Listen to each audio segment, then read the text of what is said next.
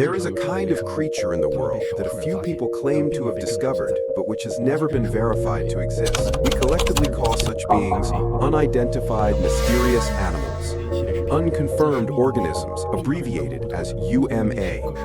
Welcome to the UMA series. In cryptozoology, the most bewildering things are those camera-frozen images whose authenticity is hard to judge, and the strange, bizarre forms that endlessly spark imagination and debate. Today, we revisit a long-discussed case that became a mid-20th century sensation because of a photograph, the Hook Island sea monster. Before the main content, imagine a short clip, often misshared online, from a May 1989 Japanese public broadcast word association show. That spoof circulated via a now-defunct blog called Earth Fissure, and its creative inspiration points us to this episode's theme. According to American author Michael Newton, the sea monster story first appeared in Australia's Everyone magazine on March 31, 1965, and cryptozoologist Bernard Heuvelmans gave a detailed account in his book In the Wake of the Sea Serpents in 1968. In 1960, Breton photographer Robert Le Serrec set off from France on a long yacht voyage with his wife and family. By mid-1964, their boat had run aground and sunk near Mackay, Queensland, Australia. They bought a motorboat and planned to spend 3 months on Hook Island in the Whitsundays. But during that stay, they encountered an unbelievable giant creature. On December 12, 1964, at 9 a.m., while Le Serrec was checking diving gear, his wife shouted that something strange was underwater. He and his friend Hank de Jong rushed to the deck. At first, Hank thought it was a huge S-shaped tree trunk lying motionless on white sand in less than a meter of water.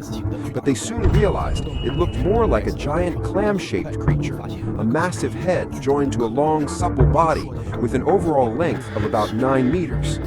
Le Serrec grabbed two 16mm movie cameras, and they kept the boat at a distance, circling excitedly for half an hour and taking several still photos. The dark shape never moved. They noticed a white wound about 1.5 meters long and pale eyes, and judged it might be dead, so they decided to try filming underwater. Once in the water, however, visibility was poor. They had to approach within about 6 meters to make out features. Le Serrec later described a large head, a lower jaw some 1.2 meters across, flat like a lizard's, smooth shark-like skin without visible scales, overall black coloration with paler parts of the head grading to brown, and eyes that were almost white. They estimated the serpent to be 23 to 24 meters long in total, with a head 2.5 to 3 meters, a midsection about 7.5 meters, and a tail tapering into a whip. It had no navel, no spine, not even anything like a blowhole. Just as they were about to take a closer look, the creature's mouth opened and closed in a threatening moray eel-like way, while the body scarcely moved.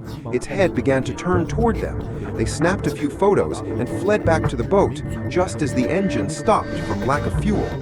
The monster then began to move, slowly sliding sideways, stirring up a cloud of sand and slipping through a gap in the reefs out to sea, where it vanished.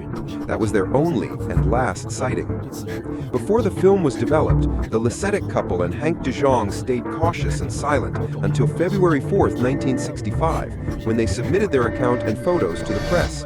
What can still be confirmed from the original magazine are only a few images, as other versions can't be verified due to lost information and the complexity of online sources. In 1967, Le Serrec and his wife published a co-authored book, Round the World, detailing 5 years at sea and mentioning the sea monster incident, though only preview pages are easily found. As for authenticity, opinion has long been sharply divided. When the photos appeared, they quickly drew cryptozoological attention, especially since Le Serrec initially contacted American media in hopes of getting the best price for selling the photographs. The matter was first reported to the American cryptozoologist Ivan Sanderson. He contacted experts at Fawcett Publications, who examined the films and concluded the photos showed no signs of manipulation. That same month, he promptly reached out to Bernard Heuvelmans and proposed 3 possible explanations. First, that the monster was actually a U.S. Navy sausage-shaped plastic bag used for towing fuel in experiments. Second, that it might have been a deflated upper-air sounding balloon that fell into the sea and was eventually covered by weeds, creating a huge shadow. And third, that it was man-made, a large sheet of cloth deliberately bound together and thrown into the water to produce a visual illusion. Heuvelmans rejected the first two possibilities because the U.S. Navy had no record of any towed objects lost near Australia, and even if there were, they would not match the creature as described by witnesses. And an upper air balloon was even less plausible, since one exploding aloft would disintegrate, and one merely punctured would descend slowly while equalizing pressure. And even if it reached the sea and lingered, marine plants and corals would tear it apart.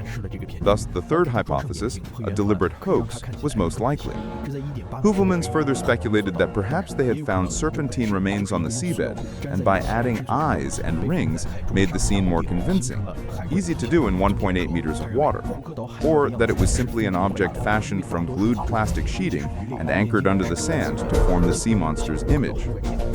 Overall, he considered the Hook Island creature's appearance highly peculiar. Most vertebrates, especially fishes, have eyes on the sides, not pointing upward like this. While squids and flatfishes show similar arrangements, their eyes sit closer to the snout. Heuvelmans also investigated Le Serrec's background and found large unpaid debts in France.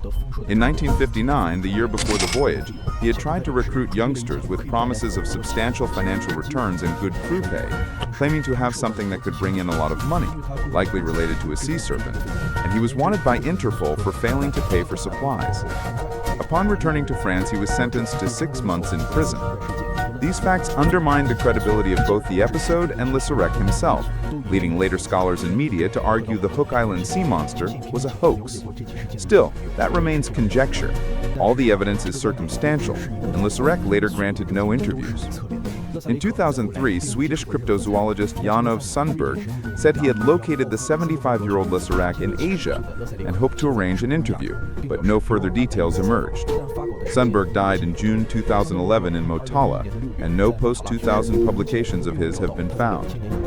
In July 1965, Professor Ivan Sanderson published another hypothesis in True magazine, suggesting the creature might have been an unusually large marbled swamp eel, also called the marbled eel, a Central and South American species similar in form to the Asian swamp eel, long and cylindrical, up to about 1.5 meters, breathing through gills and water and through the mouth and throat lining on land, nocturnal and feeding on frogs, fish, and arthropods.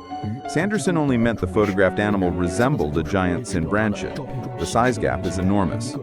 Curiously, in his Sea Serpent compendium, Heuvelmans classified sightings into 9 categories, one very similar to the Hook Island creature, the yellow-bellied sea serpent, not the common sea snake, but an unknown large tadpole-shaped sea creature, bright yellow with black dorsal stripes and transverse sidebands, a huge flattened head, a tapered body, and a very long tail narrowing toward the rear, totaling 60 to 100 feet, exemplified by the 1876 Nestor sea monster.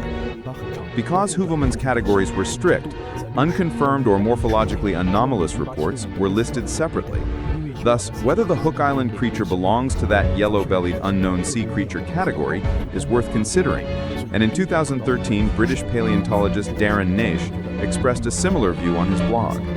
If the Hook Island monster was a hoax, Le Serrec's inspiration for constructing a giant creature might have come from that yellow-bellied sea serpent, since the 1968 compendium was preceded by the French Le Grand Serpent de Mer, released in 1965. Whether Le Serrec obtained a copy months earlier and used it to plan a hoax needs further investigation. Personally, the most unacceptable point is the number of photos. By his interviews, Le Serrec should have had ample imagery, yet only a few scattered shots ever surfaced, with none of the underwater angles he claimed, further hurting credibility. As for the popular school of fish theory, accepting it requires accepting the photo's authenticity, which in turn makes it hard to dismiss Le Serrec's close-range descriptions. To this day, there is no definitive conclusion about the photo's authenticity. For this half-century spanning riddle, what fascinates may not be the truth itself. In the pre-Photoshop era, any striking, reality-defying image could become sensational news, reflecting humanity's ambivalence toward the unknown. We want to dissect mysteries rationally, even as we secretly hope for miracles beyond common sense. Perhaps that is the very meaning of cryptozoology. In closing, the unknown will always exceed the known, UMA's enduring allure. That's all for this episode. Thanks for watching.